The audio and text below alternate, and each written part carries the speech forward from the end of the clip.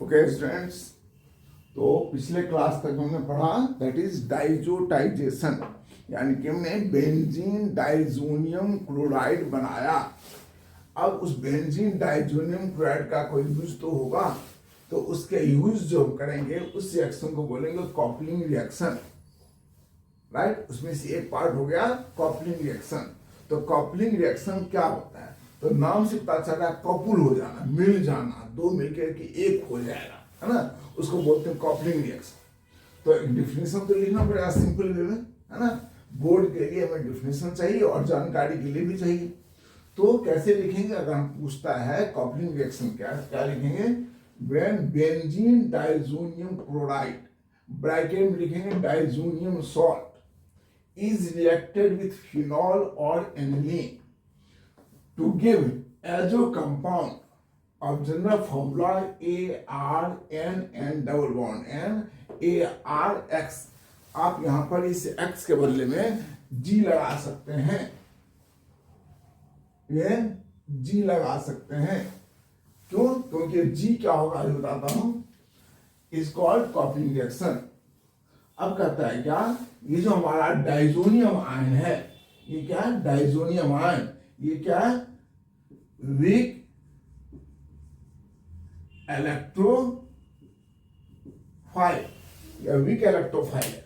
तो ऐसा कंपाउंड पर अटैक करेगा ये जो इसमें इलेक्ट्रॉन डेंसिटी रिंग में बढ़ाता हो, यानी यह जो ग्रुप होगा वो क्या होगा? इलेक्ट्रॉन डेंसिटी बढ़ाने वाला, जैसे OH, NH2, NHR एक्सेट्रा। तो क्या कहता है? As diazonium ion a weak electrophile, so it only react with very reactive ring which contain powerful electron releasing group like OH this. और ये कपलिंग जो होगा वो कहाँ होगा? सबस्टिट्यूशन मेनली अगर एट पाराफन। अगर मान लीजिए यहाँ पर इसके पाराफन पर कोई ग्रुप नहीं है, H है, तो रिएक्शन होगा। लेकिन अगर यहाँ पर कोई पहले से ग्रुप भरा हुआ है, जैसे मान लीजिए मिथाइल है, तो कहाँ होगा? यहाँ पर होगा। ठीक है, तो अभी तो हमें पहले सिंपल वे में लिखना पड़ेगा जनरल इक्वेशन, तो ये हमने लिख दिया। ठीक है, अब हम लोग करेंगे coupling with phenol and aniline. ये क्लियर हो गया? किसी को कोई डाउट है? फिर से सुन लीजिए। When benzene diazonium chloride, that is diazonium salt, is reacted with phenol or aniline to give azo compound of general formula ARNNARG। देखो क्या वही है ना, ARNNARG is called coupling reaction। अब इसमें थोड़ा सा आपको इंट्रोडक्शन दे रहा है, थोड़ा सा आइडिया दे रहा है, थोड़ा सा और डिटेल्स बता रहा है। क्या बता रहा है? एज डाइजोनियम आयन, ये ion is a weak electrophile, right, so it only react with very reactive ring. ऐसा रिंग जो इलेक्ट्रॉन डेंसिटी जिसमें ज्यादा हो, या which contain powerful electron releasing group like OH, NH2, NHR etc। Right, तो substitution mainly occur at पाराफन। Reaction हो गया। अब इसका हम एडिशनल पार्ट और करेंगे, दैट इज ऊपर में लिख रहे हैं, बता दें इसको, या नीचे भी कर सकते हैं एक और। तो यहां लिखेंगे कॉपलिंग विथ फिनॉल, लिखेंगे that is coupling with phenol is performed in weakly basic medium। Basic medium वो क्या होता है? तो दैट इक्वल टू pH क्या होगा? 9 to 10, है ना, बहुत ज्यादा नहीं, 13-14 नहीं, medium.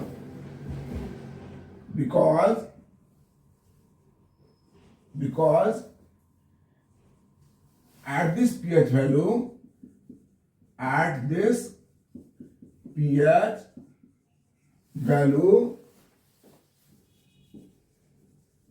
phenol exist as phenoxide ion, which is even more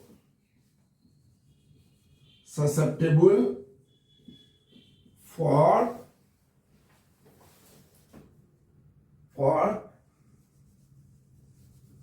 attack by weak electrophile. जैसा आपने कहा कि डाइजोनियम कंपाउंड हमारा वीक इलेक्ट्रोफाइल है, तो हमने मीडियम क्या बना दिया, बेसिक बना दिया, राइट। इसको मिटा दें।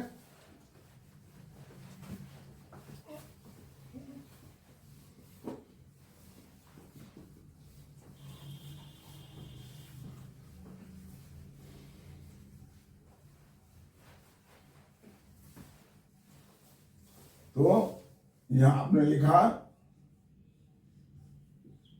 That is N2Cl minus N plus. तो हमारा फिनॉल तो क्या करेगा, कॉपलिंग करता ही, लेकिन अगर आप फिनॉल को आप ONA बना दें तो यह और ज्यादा रिंग में इलेक्ट्रॉन बढ़ा देगा, है ना, राइट। तो ऐसा करने के लिए हम इसमें क्या कर देते हैं, हम यहाँ पर मीडियम ही ले लेते हैं, pH वैल्यू 9 to 10, राइट। लेकिन हम यहाँ पर लिखते हैं OH। अब क्या होगा, तो ये आपका कंपाउंड बन जाएगा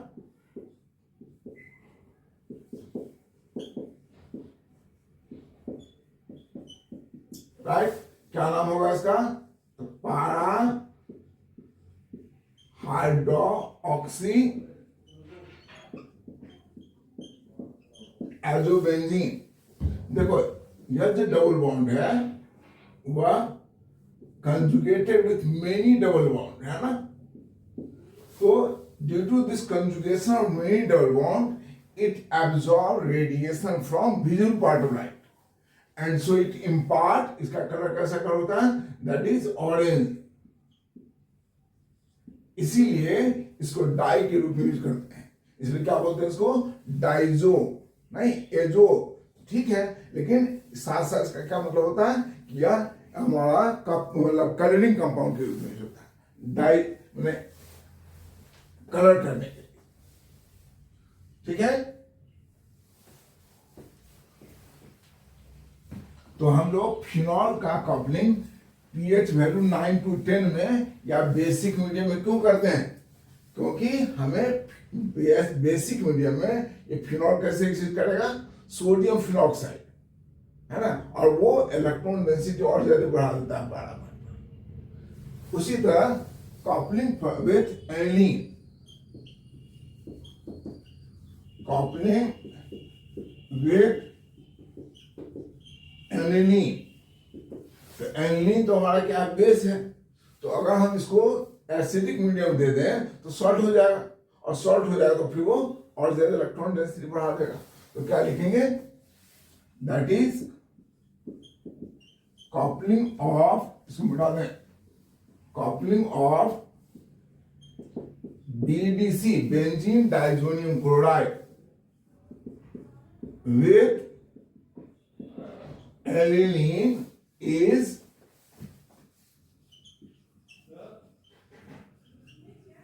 हाँ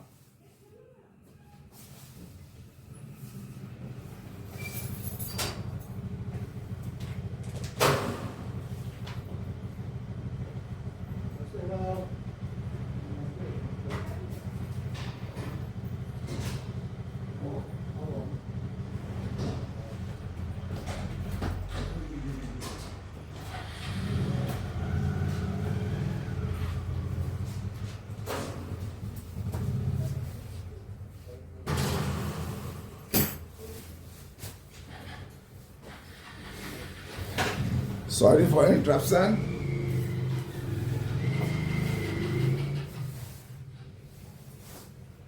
हाँ, तो कॉपलिंग विद BDC है ना, coupling of BDC with aniline is perform in weakly acidic medium, that is pH value 4 to 5, right. तो कैसे होगा,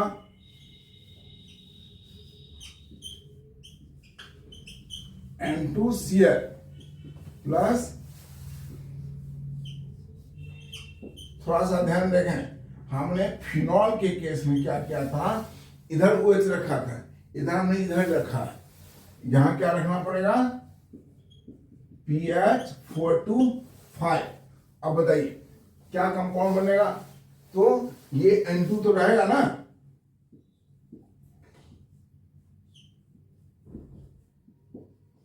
N और ये NH और ये दिस, इसके बाद ये थोड़ा सा माइल्ड हीटिंग करने पर ये रीअरेंज होता है और तब बनाता है आपका कंपाउंड